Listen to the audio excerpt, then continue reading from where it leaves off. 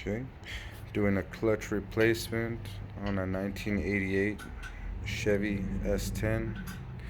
It's got a 2.5 liter.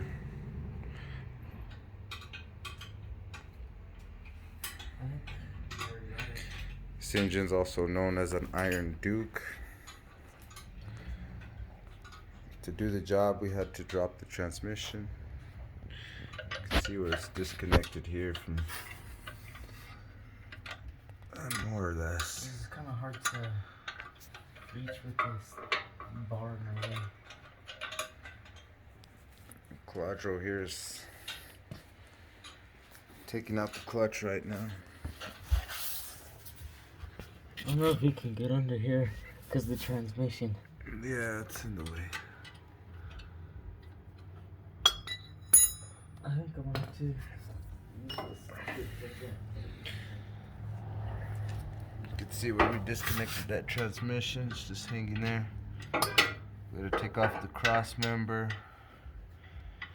We had to take off all the bolts around the housing of the transmission. We had to disconnect it from the engine.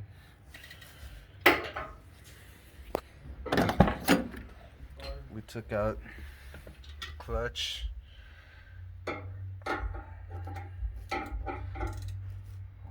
All the linkage here. There's 4 bolts holding it together. Took off the shifting knob. Are you sure this is the right size? Yeah, I think it was working for me. I broke all of them loose. I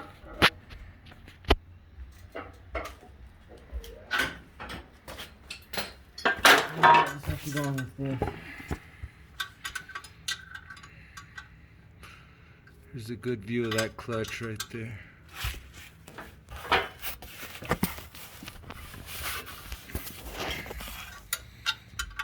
You can see where he's taking off the bolts.